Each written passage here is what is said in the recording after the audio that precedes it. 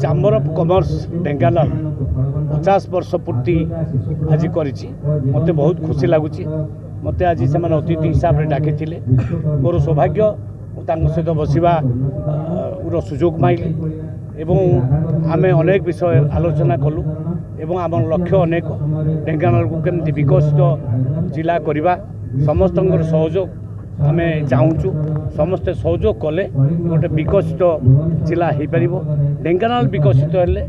ओडिशा विकसित हो पार ओडिशा विकसित हेले भारत विकसित हम तेणु कहीं कौ गोटाक पछे रहीगले सारा भारत वर्ष विकसित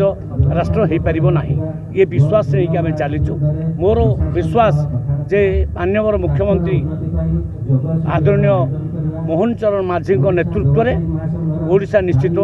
2036 सुधा विकसित राज्य हमारे सक्षम हो पार। वाणिज्य शिल्प प्रतिष्ठान क्षेत्र में ओडिशा रे जो संगठन रो कथा सीधा प्रथम ढेंकानाल आरंभ होता 1974-75 मसीह Dhenkanal chamber of commerce and industry आरंभ होता अन्य जिला माने परे ढेंकानाल पदांक अनुसरण करथिले एवं राज्यस्तरीय मध्य संघ महासंघ यही माटी रो प्रेरणा रे हेइथिला एवं आज चाहू चाहू 50 वर्ष पूर्ति होती गोल्डन जुबली पालन होउची एथिरे उड़ीसा सरकार मंत्री आमर ढेंकानाल प्रिय कृष्ण भाई आसीथिले आजिकाली CAIT बोली गोटे संगठन देश में प्राधान्य विस्तार करिछि confederation of all India traders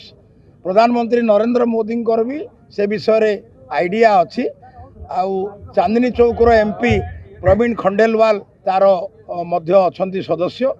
Brijmohan Agarwal आमर ओडिशार से भी CAIT रो नेतृत्व नौचंती मु आशा करुच्ची संगठित उपाय